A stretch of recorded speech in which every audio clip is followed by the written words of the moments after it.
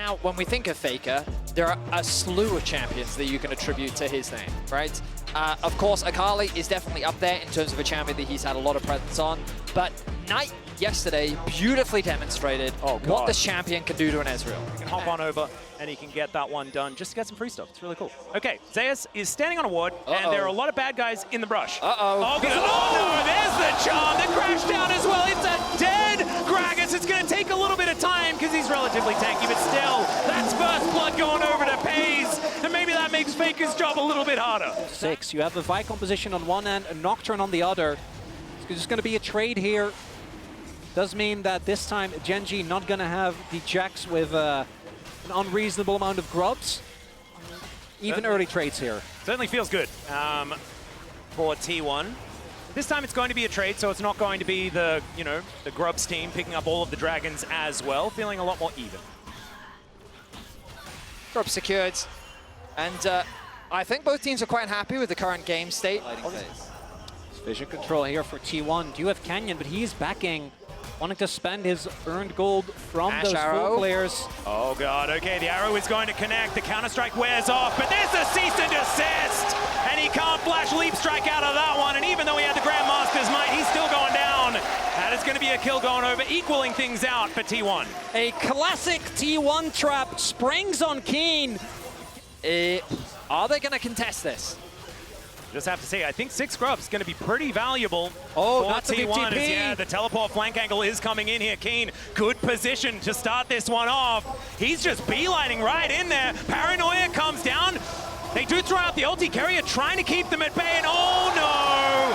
There goes Lehens, and now Faker is caught onto Keen, lands the shuriken, and he's going to wait for the leap strike. There's the max range Q, and that's Faker's Akali at Worlds, ladies and gentlemen. And that is Faker coming in huge, but it's the team response from T1 that's the biggest thing here. Chovy couldn't join that fight. I think Gen.G was expecting them to back off when the Nocturne ult came through. Is very much true to the style of T1, and their ability to take these early skirmishes wasn't there in Game 2, but you can see how prepared they were. Ona and Carrier were the focus at the start of the fight. Crucially, as you said, Chovy can't join the fight. Yeah, and Keen and Lehens spent most of that fight fighting each other. One's favor, especially with all those grubs, the Void Mites, and everything like that. Gen.G just going to back away. Gen.G seeding more, and T1 no, like we don't have to dive this, we can just poke them down. The only way with the range that Gen.G have that they can never really push back is if they actually hard commit. But because of the vision, T1 knows everyone is in the area. Chovy was showing on top wave, doesn't want to fight for Herald. And when you look at these two compositions, it does really feel extremely volatile. Because they are both so short range, you really, once you find yourself in a deficit, have to be extremely clean with your fight selection. As this bot lane turret will go, but the Herald might be dropped in mid. There it is. Yep, that's going to be even more money going over to T1. They're happy to trade these turrets because this is so much more map control, as Canyon's doing his very best to try and clear things out. Dustbringer should be able to help, as there's the charge, and this turret's not going to be long for the world. Oh my god, the damage! The arrow's going to connect, and Lance trying to crash his way out. But she says no! He has his bow primed, and it's another... Oh, never mind, not another charge. That's a smite coming through. Oh. Maybe it was a bait, cease and desist, and it's a double kill! He's able to get the arcane shift, but just barely clipped by the hostile takeover. And Gen.G cannot do anything this game. I mean, it's just a beatdown from T1. If Game 2 is... The TP! Oh god, okay, there's going to be 5 people towards this top side of the map as Pays looking to try and get on in there. Another cast. Keen is just being thrown around by it like a ragdoll, and it's another kill for Gumayushi as a result. Gen.G not able to do anything. Faker just utilizing the second portion of his ultimate. And coming into this series, they'd only played on blue side 1 time. This is the 3rd time they've been on blue side this whole Worlds, which is kind of crazy to me because they do love this side of the map, and they are demonstrating to us that in this series, it is not going to be any different. And hope, like what I'm trying to get to here is that we might have 5 games, and that'd be super cool. Well, T1, when they are playing a comp that feels like it fits them versus the T1 that is on something like we saw last game, is night and day. I mean, never going to contest. But I don't think Gen.G is ever going to give, or a T1 rather, is ever going to give Gen.G the opportunity to get to the point where these gold leads matters less, right? When you have the 2 items on pace, when Chovy can get to a next item. Oh boy. Yep, it's going to continue not being very possible to be able to make those advantages happen. And if Faker gets into the shroud, Zay's going to fall off the kill, and now try and get in there for more. Dashing after Canyon and Keen here. It is just Faker at the moment, but now you can see they make their way in. The paranoia comes down. Decent little utilization of the counter-strike, but Faker's going to get another kill. Upstart takeover means Keen is dead at the same time. And Pay's almost hit by that handshake. It could have been worse, and it's still a disaster. It is just... It's just a beauty to watch as we're straight into it once again. Magnus Storm going to come down. This could be a pick as Carrier. Actually more tanky than we might have expected. He gets bailed out as well as Faker gets another one. Make it two as Ona is in on the action still. He's going to go down. The cast just to remove Pays, and Gumayushi is on a rampage. Keen is on the floor, and T1 are looking to shut out this game.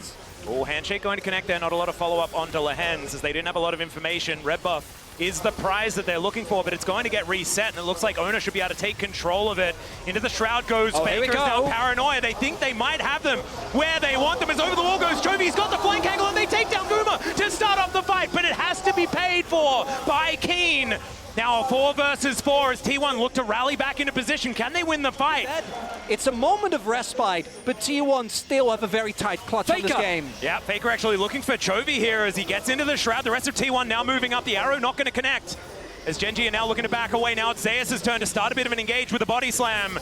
And this push and pull, Gen.G putting that phalanx back together. Doesn't get dissuaded, still has his ulti available, but the problem is all of Gen.G was shepherded to the top side of the map. To get down there as Lehens trying to set a trap here for anyone who unwittingly moves towards his top side. And the Drake will just be taken here, evening out that count 2 for 2, but next one going to be very, very scary because a 4 Drake Hextech Soul sounds unbeatable. Shattering Strike going to get a fair bit of value here, but Lehens still in a whole lot of trouble as Faker looking for them. Still dashing forward as the Paranoia does come down. The stun is gorgeous. The execution is perfect. And now Chovy looking to try and get out of there with that Spirit Rush. And T1, they play it slow. They accept. Top wave being pushed in. Gen.G playing the side lanes methodically. They're not over-forcing their hand.